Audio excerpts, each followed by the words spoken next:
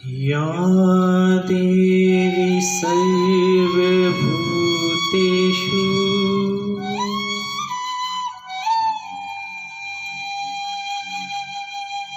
बुद्धिरूपेण संस्थिता नमस्तस्यै नमस्तस्यै नमस्तस्यै नमो नमः।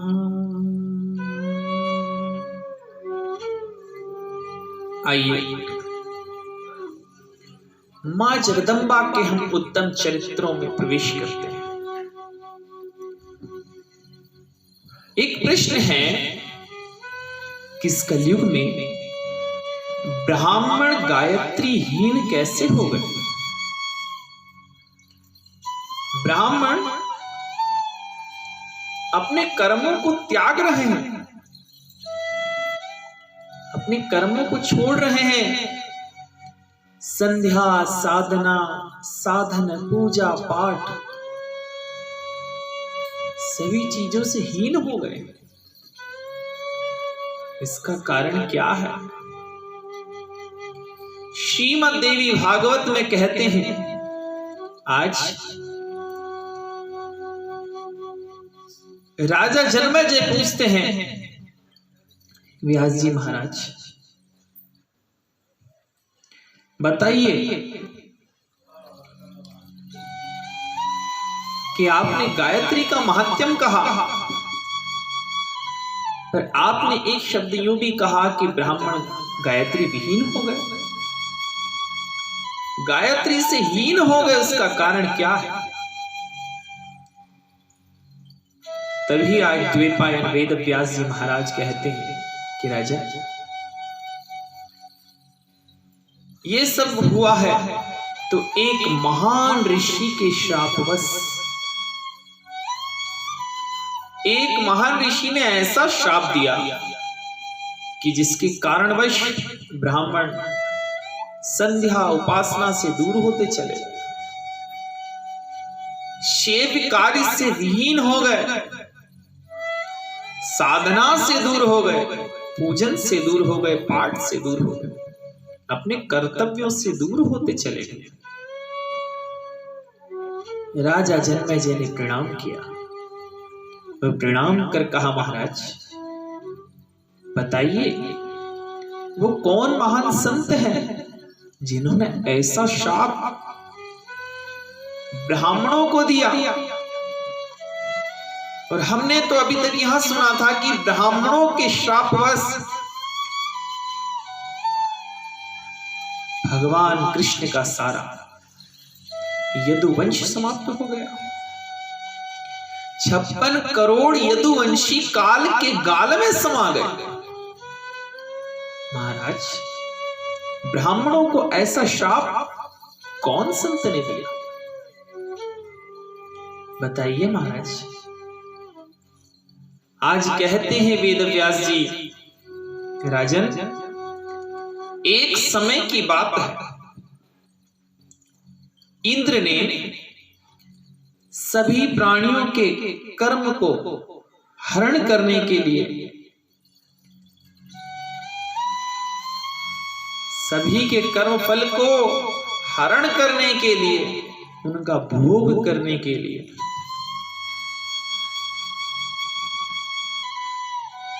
इस पृथ्वी पर, संसार में जल बरसाना ही बंद कर दिया। जब जल बरसाना बंद किया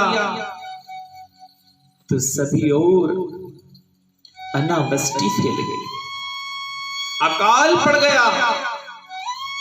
जब अकाल पड़ा है तो चारों ओर हाहाकार मच गया, और ऐसा हाहाकार मचा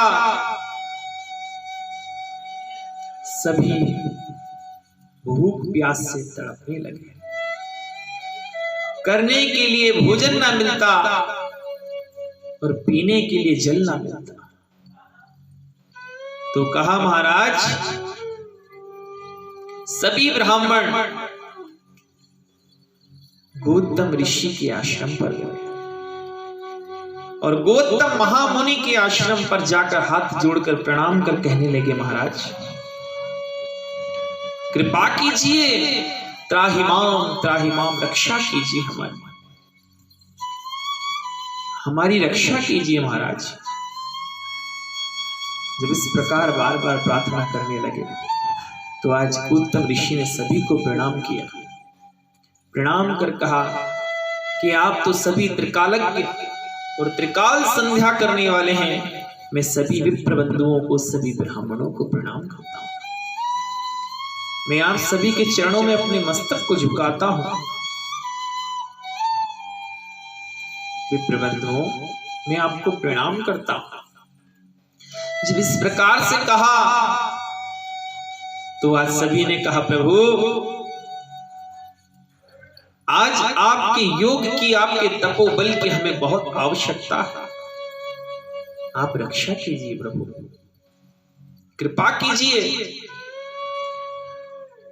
तभी आज सभी ब्राह्मणों से गौतम ऋषि ने कहा, आइए विराजमान हुई।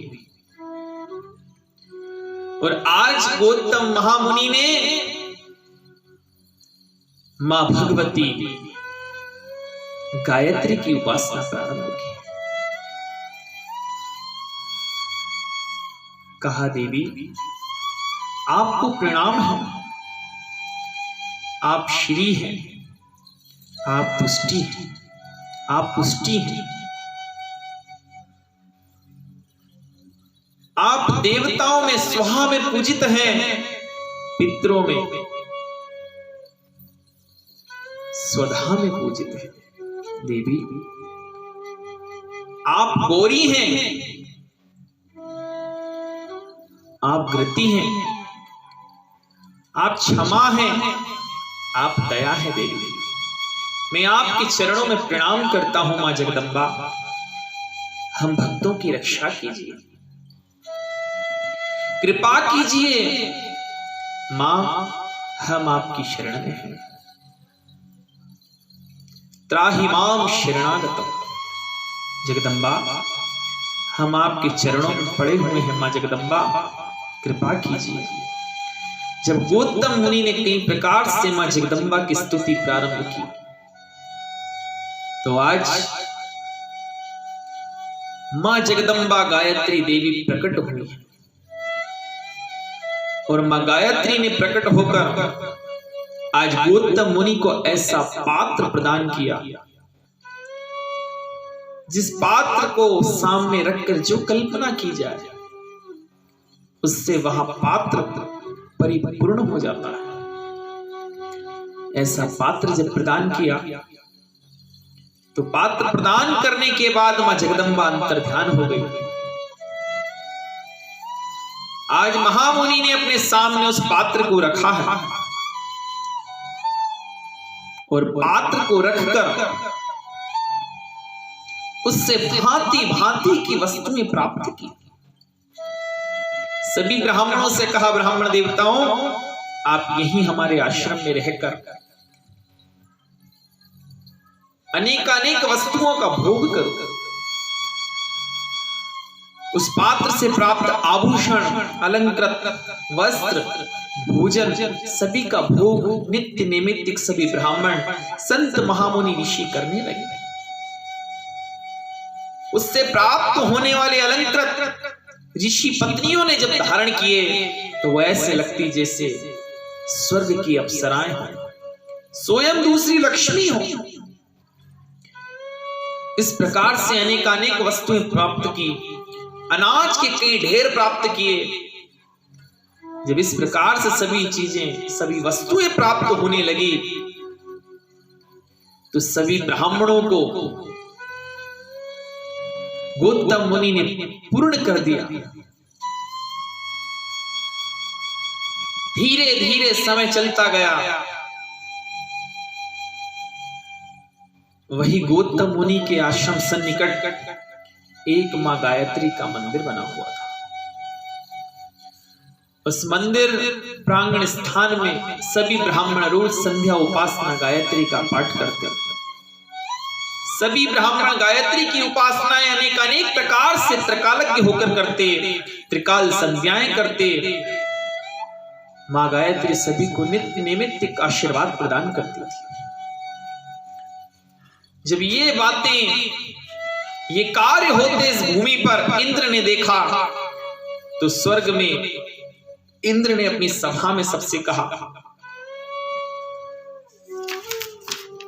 कि गौतम मुनि का यशगान कैसे गाएं?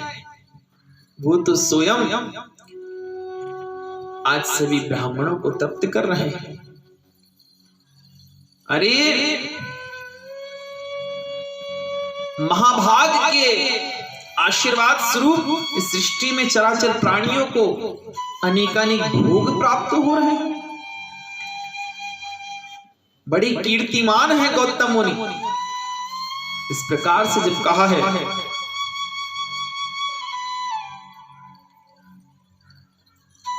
तो आज नारद जी भी वहीं पर विराजमान थे। इंद्र ने और कहा कि गौतम मुनि तो स्वयं कल्पवृक्ष बने हुए हैं कि जो भी कोई उनसे कुछ कल्पना करता हो, कोई वस्तु मांगता हो, तुरंत प्रदान कर देते हैं। नारद मुनि ने बातें सुनी और इंद्र की सभा से निकलकर आज गौतम मुनि के आश्रम पर आए। और आश्रम पर आने के बाद आज उन्होंने गौतम मुनि को प्रणाम किया। वहीं उनके सन्निकट आसपास कई सारे ब्राह्मण विराजमान थे जो अपने अपने कार्यों में लगे हुए थे। और उस सभा में आकर, मुनियों की सभा में आकर आज नारद जी आए हैं। गौतम मुनि ने नाना प्रकार से उन्हें प्रणाम किया और उन्हें उच्चतम आसन प्रदान किया। वहीं पर बैठे और गौतम मुनि को आज नारद मुनि ने प्रणाम कर कहा, महाराज आपका यशगान तो इंद्रलोक में, स्वर्ग में भी हो रहा है। देवता आपके यशगान को गा रहे हैं और कह रहे हैं कि आप तो स्वयं कल्पवृक्ष बन चुके, और कहते हैं कि कहां तक गाएं? गौतम मुनि के यशगान को कहां तक गाएं? उन्होंने तो इस पृथ्वी पर उच्च श्रेणी प्राप्त कर रखी है। उनका हृदय इतना निर्मल है कि वो परमार्थ की भावना लेकर सभी प्राणियों का भरण पोषण कर रहे हैं। इस प्रकार से अनेकानेक बातें जब बताई, नारद मुनि आज उनके सदन में बने हुए मां जगदंबा गायत्री के दिव्य स्वरूप को प्रणाम करके और वहां से चल पड़े। वहां से जब प्रस्थान किया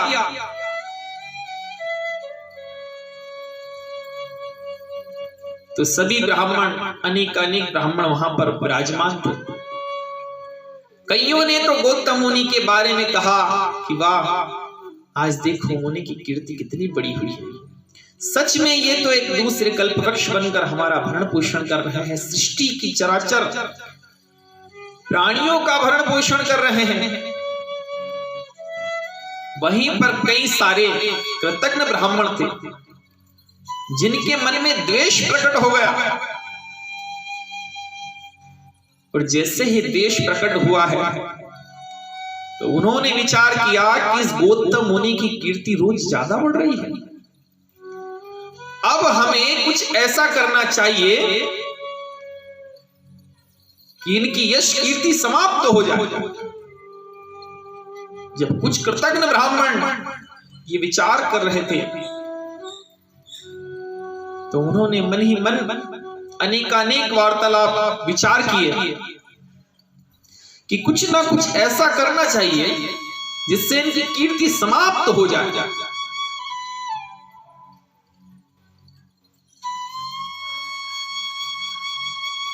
अनेकानेक ब्राह्मण एकत्र हुए।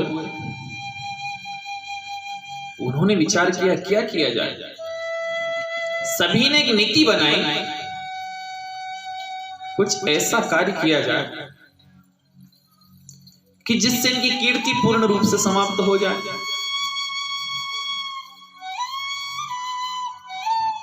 तो एक समय उन्होंने विचार किया,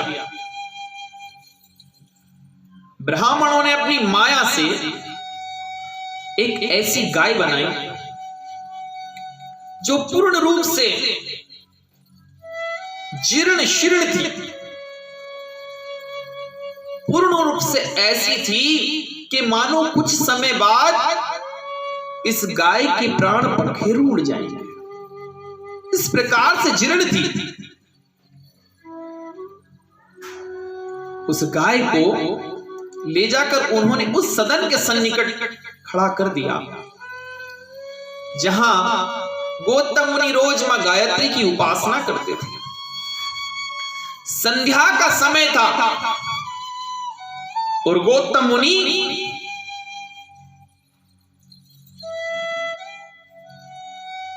अपने संध्या काल में शब्द कर रहे थे, स्वाहा हूं, अनेक अनेक प्रकार के शब्दों से मां गायत्री को रिझाने का प्रयास कर रहे थे।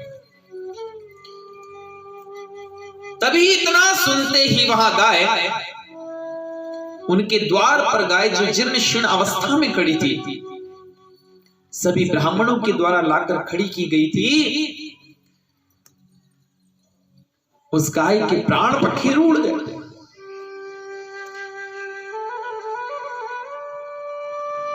और जैसे ही उस गाय के प्राण पखेरु उड़े हैं, सभी ब्राह्मण एकत्रित हुए। एकत्रित होकर उन्होंने कहा कि देखो मुने, सभी जोर शोर से चिल्लाने लगे, अरे गाय तुम्हारे द्वार पर मर गई है, ये गाय आपके द्वार पर मृत्यु को प्राप्त हो गई है। गौतम मुनि उसी सदन में विराजमान थे, संध्या उपासना में लगे हुए थे, और उन्होंने जैसे ही ध्यान किया और ध्यान करके जैसे ही देखा है कि ये जितना भी किया कराया है, ये सब इन ब्राह्मणों का किया कराया है। इन ब्राह्मणों ने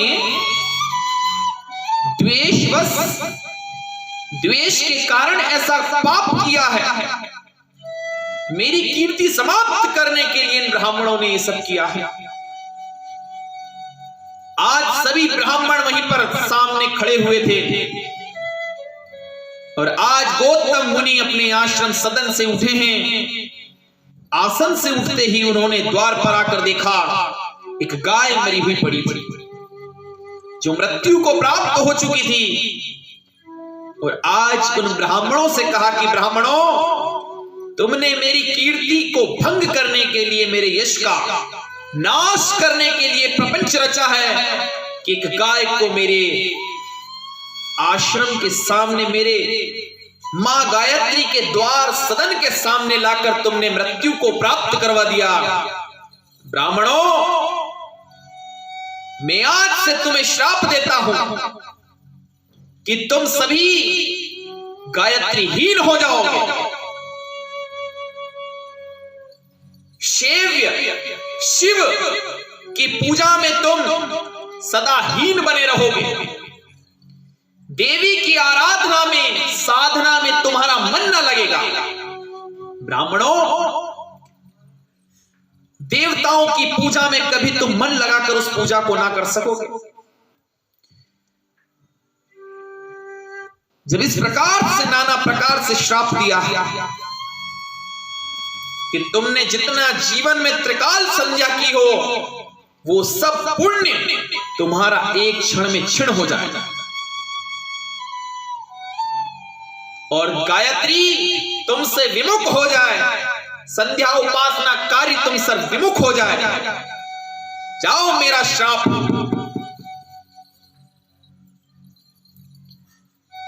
आज ब्राह्मणों को गौतम मुनि ने जैसे ही श्राप दिया, श्राप देकर चले गए।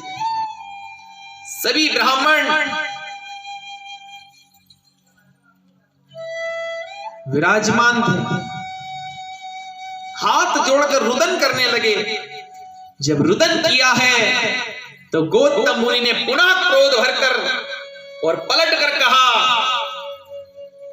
कि ब्राह्मणों, तुम कुंभीपाक नरक में जाओगे। जब इस प्रकार से कहकर गौतम मुनि जाने लगे हैं तो आज सभी ब्राह्मण चरण में गिरकर प्रणाम कर त्राहिमाम पाहिमाम पाहिमाम, प्रभु हम आपकी शरण में हैं, हमें क्षमा कर दीजिए। हम आपके तपोबल को जान नहीं पाए, क्षमा कर दीजिए हमें। जब इस प्रकार से क्षमा मांगने लगे,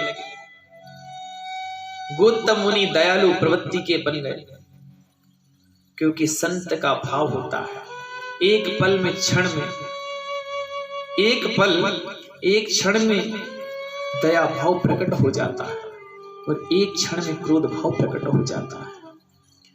आज जैसे ही दया भाव प्रकट हुआ तो कहा कि मैं अपने दिए श्राप को वापस नहीं ले सकता। जब तक द्वापर नहीं आएगा, जब तक द्वापर नहीं आएगा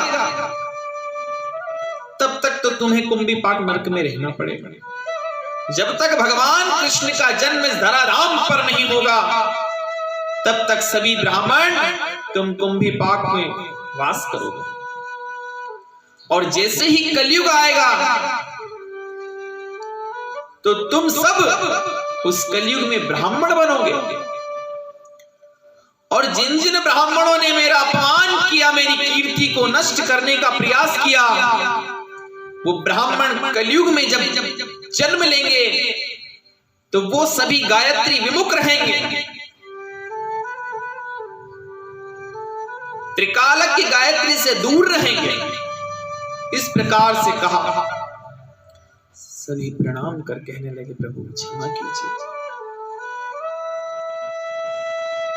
क्षमा कीजिए प्रभु। तो कहते हैं कि गौतम मुनि ने जिन ब्राह्मणों को श्राप दिया, जो कलयुग में आज गायत्री से विहीन हैं, पूजा सेवा साधना से जो ब्राह्मण विहीन हैं, वो ब्राह्मण समझना चाहिए कि वही कुंभीपाक से आए हुए ब्राह्मण हैं जो गौतम मुनि, गौतम ऋषि के श्रापवश द्वापर में कुंभीपाक में रहे और कलयुग में ब्राह्मण का वेश रूप धारण कर इस पृथ्वी पर आए।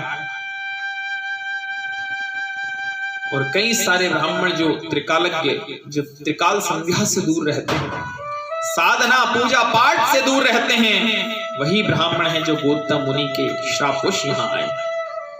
इसी कारण ब्राह्मण गायत्री विहीन हुए, इसी कारण साधना में उनका मन ना लगे, इसी कारण पूजा पाठ में मन ना लगे। जो ब्राह्मण नास्तिक प्रवृत्ति का हो, हमें जट समझना चाहिए कि वही गौतम मुनि के श्रापवश वाला ब्राह्मण। इस प्रकार ब्राह्मण गायत्री विहीन हो गए गौतम मुनि के श्राप। श्रीमद् देवी भागवत में स्पष्ट रूप से वर्णन वेद व्यास जी ने किया। इसी कारण ब्राह्मण गायत्री से हीन हो चुके हैं।